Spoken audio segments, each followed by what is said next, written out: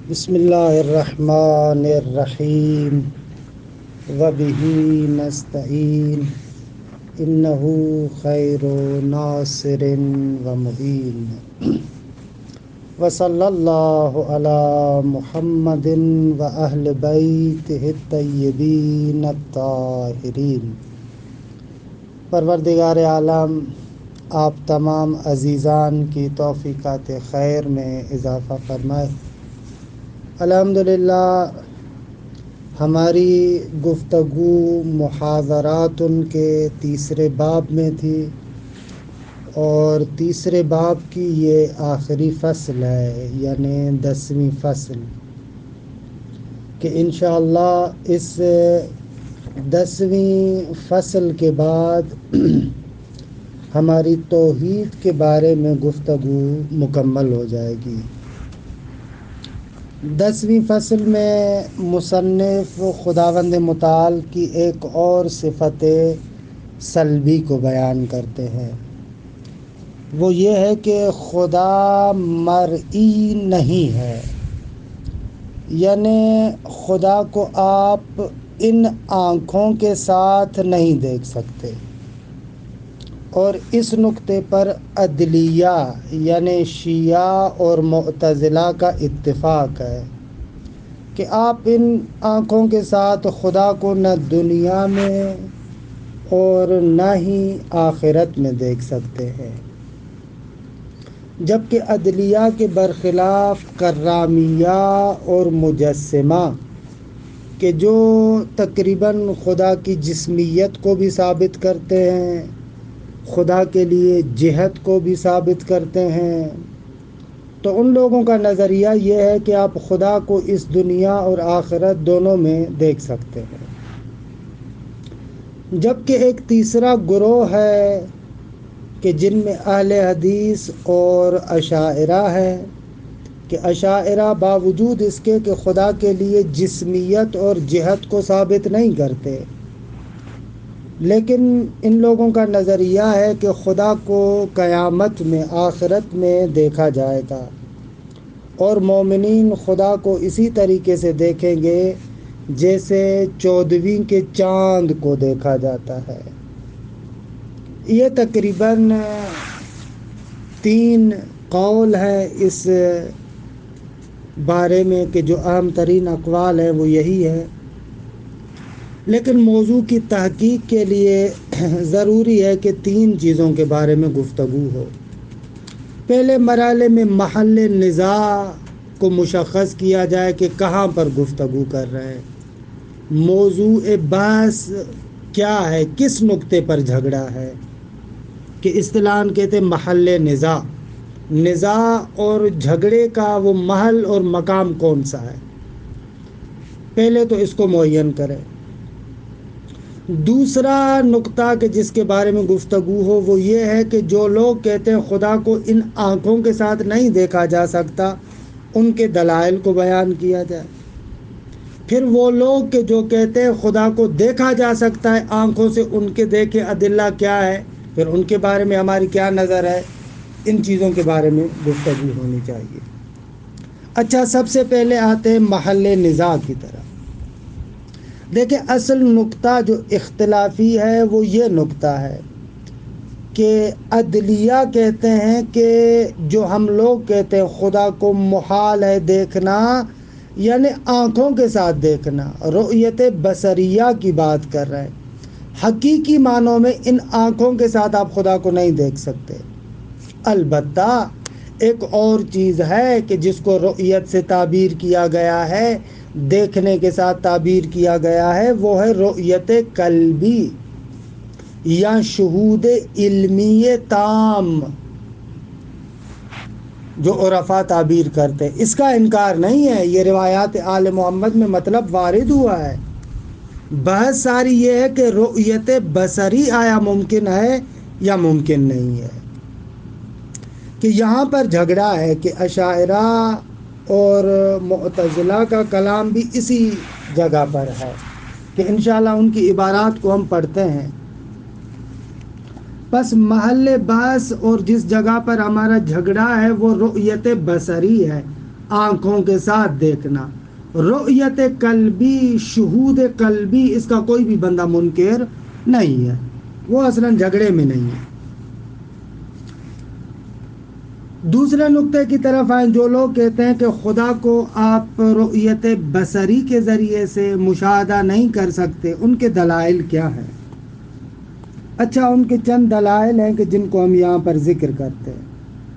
دلیل اول یہ ہے کہ رؤیت بصری، آنکھوں سے دیکھنا، وہاں پر ہوتا ہے جہاں پر ایک چیز آپ کے مقابل ہو، آپ کے سامنے ہو، جسم ہو یا جسمانی ہو، یا مقابل اور سامنے کے حکم میں ہو، جیسے آئینے کے اندر آپ اپنی صورت کو دیکھتے ہیں، تو وہاں پر یہ رؤیت بصری ہے۔ اچھا، یہ مقابلہ سامنے ہونا انہی چیزوں کے لیے متصور ہے کہ جن چیزوں کو جہت میں آپ قرار دے سکتے ہیں کہ ایک جہت میں ہو۔ جب وہ جہت میں ہوگی یعنی ایک طرف میں ہوگی، تبھی وہ چیز آپ کے مقابل بنے گی۔ اور ظاہر سی بات ہے کہ ہم نے بیان کیا کہ خدا کی صفات سلبیہ میں سے ایک یہ کہ خدا کے لیے جہت نہیں ہے۔ جہت اس شے کے لیے ہوتی ہے جو جسم ہو یا جسمانی ہو، اور خدا نہ جسم ہے نہ جسمانی ہے، کیونکہ خدا کے لیے اگر آپ جسم و جسمانیت کی بات کریں گے تو محدود ہو جائے گا، اور جو محدود ہوگا وہ خدا نہیں ہوگا، محتاج ہو جائے گا۔ بس خداوند متعال کو نہیں دیکھا جا سکتا۔ یہ ایک دلیل۔ دوسری دلیل، رؤیت کس طریقے سے ہوتی ہے کہ اس کے بارے میں بحث ہے۔ بعض کہتے ہیں کہ جس چیز کو دیکھا جاتا ہے اس سے کچھ شعاعیں انسان کی آنکھوں پر اثر انداز ہوتی ہیں، اور اس کی وجہ سے انسان کسی چیز کو دیکھتا ہے، اور ظاہر سی بات ہے کہ ان شعاعوں کا انعکاس وہاں پر ہوگا جہاں پر وہ چیز جسمانی ہو۔ اور اگر خداوند متعال کو آپ کہتے ہیں ان آنکھوں سے دیکھیں گے، یعنی یہ جسمانی انعکاسات، آپ کی شعاعوں کا انعکاس آپ کی آنکھوں میں آنا چاہیے، حالانکہ یہ غلط ہے کہ خدا جسم اور جسمانیات سے مبرہ اور پاک ہے۔ تیسری دلیل یہ ہے کہ رؤیت بصری، آنکھوں کے ساتھ دیکھنا، ایک طریقے کا آنکھوں کے ذریعے سے اشارہ کرنا ہے، وہ بھی اشارہ حسی ہے۔ اچھا، اشارہ حسی کے لیے ضروری ہے کہ وہ چیز محسوس ہو اور ایک خاص جہت کے اندر ہو۔ خداوند متعال تو نہ جسم رکھتا ہے، نہ جسمانیت، نہ جہت رکھتا ہے، لہذا اشارہ حسی اس کے لیے ناممکن ہے، لہذا خدا کو آنکھوں کے ساتھ آپ نہیں دیکھ سکتے۔ یہ تیسری دلیل۔ چوتھی دلیل یہ ہے کہ جب آپ کہتے ہیں آپ خدا کو دیکھتے ہیں تو رؤیت بصری، آیا کل ذات کو دیکھتے ہیں یا بعض ذات کو دیکھتے ہیں؟ اگر آپ کہیں کل ذات کو دیکھتے ہیں تو خدا کو محدود کر دیا، اگر آپ کہتے ہیں بعض ذات کو دیکھتے ہیں یعنی آپ نے خدا کو مرکب کر دیا۔ دونوں صورتیں غلط ہیں، پس خدا کو نہیں دیکھا جا سکتا۔ یہ ان لوگوں کے دلائل ہیں کہ جو رؤیت بصری کو جائز قرار نہیں دیتے۔ بہرحال بعد میں انشاءاللہ پھر ان لوگوں کے دلائل کا بھی تذکرہ کرتے ہیں کہ جو کہتے ہیں کہ خدا کو آنکھوں کے ساتھ دیکھا جا سکتا ہے۔ پہلے اس عبارت کو دیکھیں، پھر اگر وقت بچا تو پھر ان کے دلائل کو بھی ذکر کریں گے۔ بسم اللہ الرحمن الرحیم۔ الفصل العاشر، 10ویں فصل، انہ تعالی لیس بمرئی، خدا آنکھوں سے دیکھا نہیں جا سکتا۔ اتفقت العدلیۃ علی انہ تعالی لا یری بالابصار، عدلیہ کا اس بات پر اتفاق ہے کہ خدا کو آنکھوں سے نہیں دیکھا جا سکتا۔ لا فی الدنیا ولا فی الآخرہ، نہ تو دنیا میں اور نہ ہی آخرت میں۔ وَأَمَّا غَيْرُهُمْ، لیکن جو غیر عدلیہ ہیں ان کے بھی دو قول ہیں۔ فالکرامیت والمجسمہ الذین یصفون اللہ سبحانہ بالجسمیہ ویثبتون لہ الجہہ جوزوا رؤیتہ بلا اشکال فی الدارین۔ پس کرامیہ اور مجسمہ کہ جو خداوند متعال کو موصوف کرتے ہیں، صفت اس کی لاتے ہیں جسمیت کے ساتھ اور خدا کے لیے جہت کو ثابت کرتے ہیں، وہ لوگ خدا کی رؤیت کو جائز قرار دیتے ہیں بغیر اشکال کے، کہتے ہیں جائز ہے خدا کو دیکھنا فی الدارین، دنیا اور آخرت میں۔ وَأَهْلُ الْحَدِيثِ وَالْأَشَاعِرَةِ فرماتے اہل حدیث اور اشاعرہ مَعَ تَحَاشِيهِمْ عَنْ اثبات الجسمیت والجہت لہو سبحانہ، باوجود اس کے کہ وہ لوگ وحشت کرتے ہیں اس بات سے کہ خدا کے لیے جسمیت کو ثابت کریں یا جہت کو ثابت کریں، باوجود اس کے قالوا برؤیتہ یوم القیامہ، وہ لوگ کہتے ہیں کہ خدا کو قیامت کے دن دیکھا جائے گا۔ وَإِنَّ الْمُؤْمِنِينَ يَرَوْنَهُ مومنین خدا کو دیکھیں گے، کما یُرَى الْقَمَرُ لَيْلَةَ الْبَدْرِ جس طریقے سے 14ویں کا چاند دیکھا جاتا ہے اسی طریقے سے خدا کو دیکھیں گے۔ وَتَحْقِيقُ الْكَلَامِ فِي هَذَا الْمَجَالِ رَهْنُ دِرَاسَةٍ تَحْلِيلِيَّةٍ حَوْلَ أُمُورٍ ثَلَاثَةٍ کہتے اس بارے میں کلام کی جو تحقیق ہے، محققانہ جو بات ہے، وہ مرہون منت ہے کہ 3 امور کے بارے میں تحلیلی گفتگو کی جائے۔ امر اول تحدید و محل النزاع، محل نزاع کو معین کرنا۔ ادلت و امتناع الرؤیا، خدا کو نہیں دیکھ سکتے اس کے دلائل۔ ادلت القائلین بالجواز، جو کہتے ہیں خدا کو دیکھا جا سکتا ہے ان کے دلائل۔ ما ہوا موضوع النزاع، موضوع النزاع کیا ہے؟ الرؤیت التي تكون في محل الاستحالة والمنع عند العدلیہ هي الرؤیت البصریۃ بمعناها الحقیقی۔ فرماتے ہیں رؤیت کے جو محل استحالہ اور منع ہے عدلیہ کے نزدیک، عدلیہ جس کو محال سمجھتے ہیں، جس کو ممنوع قرار دیتے ہیں، وہ رؤیت بصریہ ہے فقط۔ البتہ رؤیت بصریہ آنکھوں کے ساتھ بھی دیکھنا یعنی حقیقتاً دیکھنا، کوئی معنی مجازی مراد نہیں، یہ محل امتناع ہے، اس کو عدلیہ منع کرتے ہیں۔ لا ما يعبر عنہ بالرؤیت القلبیہ، مال باس وہ نہیں ہے کہ جس کو رؤیت قلبی اور قلبی مشاہدہ کہتے ہیں۔ کما ورد فی روایات اہل البیت علیہم السلام، جیسا کہ روایات اہل بیت میں یہ مطلب وارد بھی ہوا ہے۔ وشہود العلمی التام فی مصطلح العرفاء، یا جو کامل علمی شہود ہے جو عرفاء کی اصطلاح ہے اس کی بات نہیں کر رہے۔ وَهَذَا الْمَعْنَى مِنَ الرُّؤْيَا هُوَ الظَّاهِرُ مِنْ كَلَامِ الشَّيْخِ الْأَشْعَرِي، یہ آنکھوں سے دیکھنا، یہ جو رؤیت کی بات کر رہے ہیں آنکھوں سے دیکھنا، یہی وہ نقطہ ہے کہ جو شیخ ابو الحسن اشعری کے کلام سے بھی ظاہر ہوتا ہے کہ وہ بھی رؤیت بصری کی بات کرتے ہیں، کہ کہتے ہیں وَنَدِينُ بِأَنَّ اللَّهَ تَعَالَى يُرَى فِي الْآخِرَةِ بِالْأَبْصَارِ، ہمارا دین اور ہمارا مذہب یہ ہے کہ خدا قیامت میں آنکھوں کے ساتھ دیکھا جائے گا۔ کما یُرَى الْقَمَرُ لَيْلَةَ الْبَدْرِ، جیسے 14ویں کا چاند دیکھا جاتا ہے۔ یراہ المؤمنون، مومنین اس خدا کو دیکھیں گے۔ کما جاءت الروایات عن رسول اللہ، جیسا کہ روایات پیغمبر اسلام سے وارد ہوئی ہیں۔ یہ ابو الحسن اشعری کا کلام الابانہ میں۔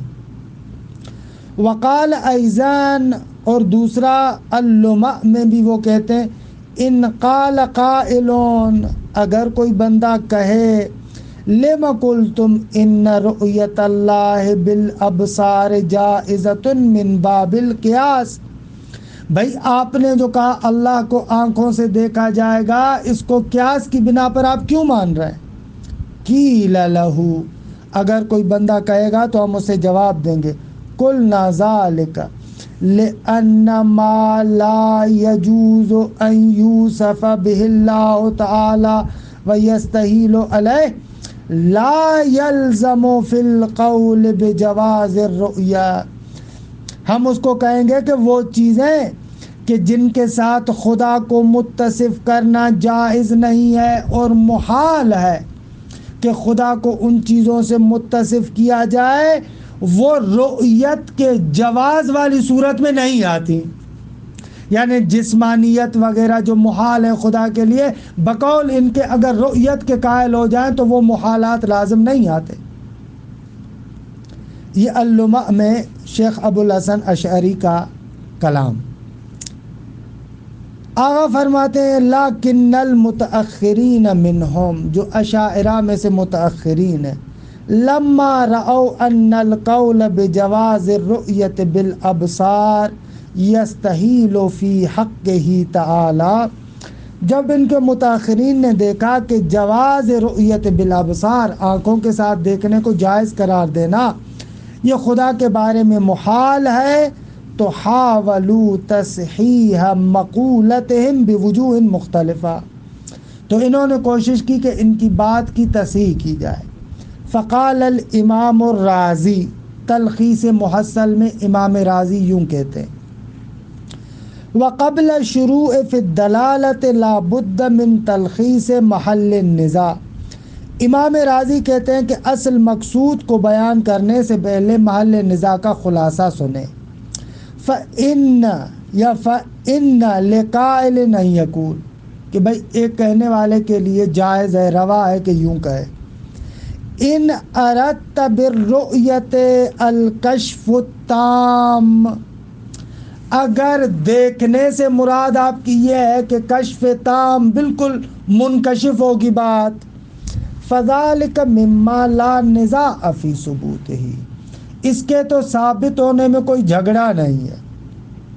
وَإِنْ أَرَدْتَ بِهَا الْحَالَةَ الَّتِي نَجِدُهَا مِنْ أَنفُسِنَا عِنْدَ إِبْصَارِنَا الْأَجْسَامَ فَذَلِكَ مِمَّا لَا نِزَاعَ فِي انتفاعِهِ، اور اگر دیکھنے سے مراد یہ ہے کہ جب ہم کسی جسم کو دیکھتے ہیں تو ایک طرح کی حالت ہمارے اندر پیدا ہوتی ہے، اگر یہ مراد ہے تو کہتے ہیں کہ اس کے منتفی ہونے میں بھی کوئی اشکال نہیں ہے، کہ یہ مراد بھی قطعاً نہیں ہے۔ والجواب، یہاں تک کہ عبارت کو لے کر آگے آتے ہیں اور پھر یہ کہتے ہیں، وہ اگر اس والے کو پڑھیں فَإِنَّ لِقَائِلٍ أَن يَقُولَ، گویا کہ وہ سوال ہوا، اب یہ جواب دے رہے، اَنَّا اِذَا عَلِمْنَا الشَّيْءَ حَالَ مَا لَمْ نَرَهُ ثُمَّ رَأَيْنَاهُ فَإِنَّا نُدْرِكُ تَفْرِقَةً بَيْنَ الْحَالَيْنِ۔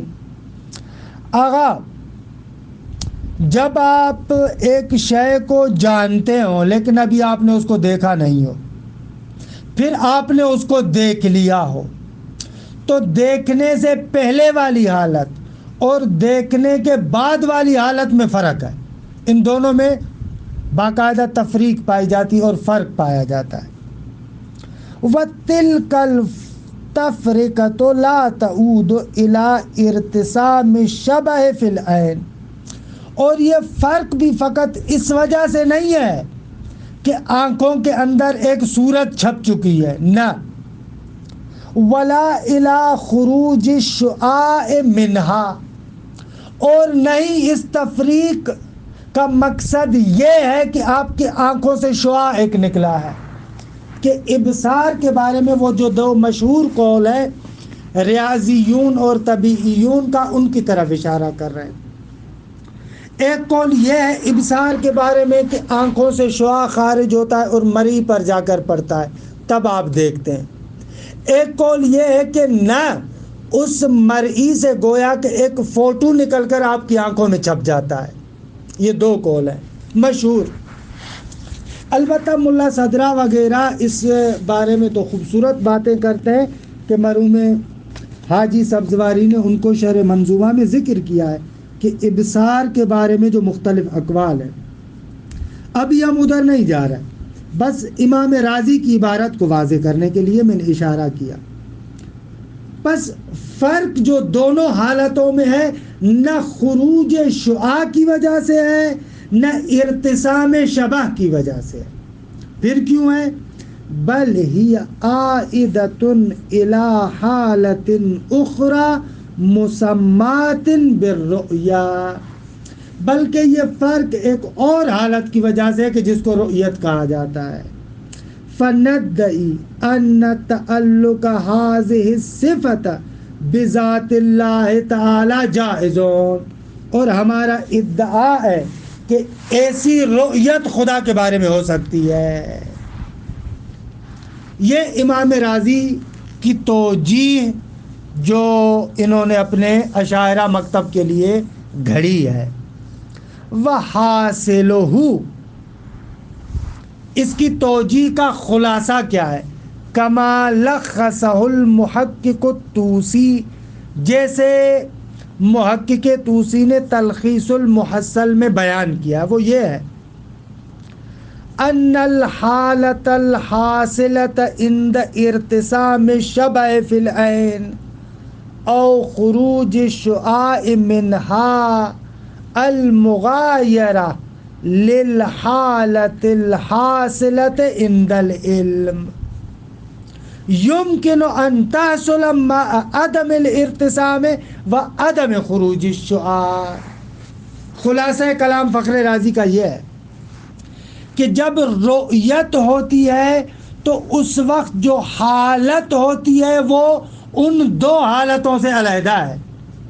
وہ حالت کہ جب ایک شے کی صورت آپ کی آنکھوں میں چھپ جائے یا آپ کی آنکھوں سے کوئی شعاع نکلے، وہ مغایر اور جدا ہے اس حالت کے جب آپ کو علم حاصل ہوتا ہے.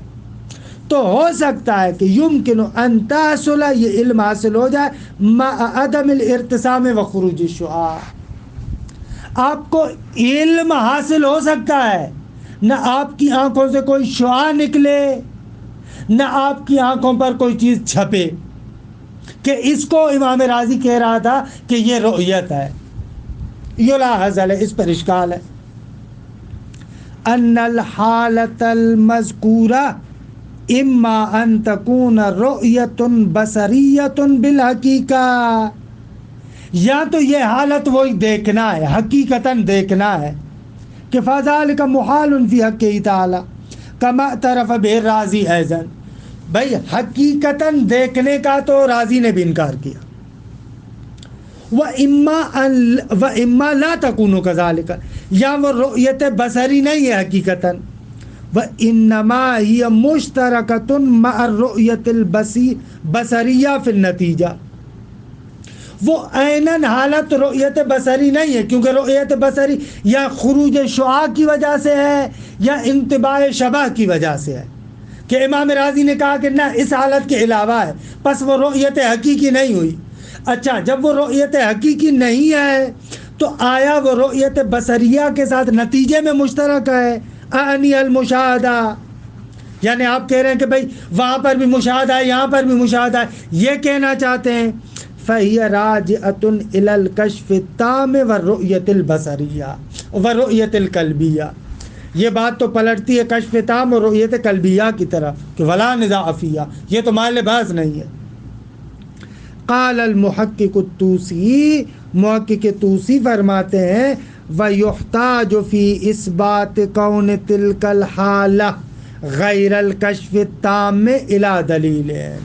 اگر آپ کہتے ہیں کشف تام کے علاوہ یہ ایک اور حالت ہے اور اس حقیقی رؤیت بصریہ کے بھی علاوہ ہے تو پھر دلیل لے کر آؤ. ہم کہتے ہیں یا رؤیت بصری ہے کہ جس کو تم محال قرار دیتے ہو، رؤیت بصری کے بارے میں اس زمانے میں دو قول مشہور تھے، ان دونوں کو رد کرتے ہو. ادھر سے کشف تام کے علاوہ کہہ رہے ہو تو پھر دلیل لے کر آؤ. دلیل نہیں ہے کوئی.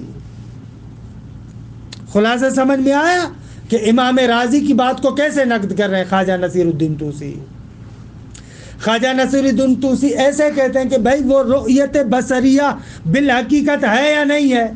خب اگر نہیں ہے جیسا کہ تم کہتے ہو تو پھر یہ کشف تام ہے. اگر تم کو نہ کشف تام کے علاوہ کوئی حالات ہے تو اس کے لیے دلیل لے کر آؤ. یہ خواجہ نصیر الدین طوسی کا کلام.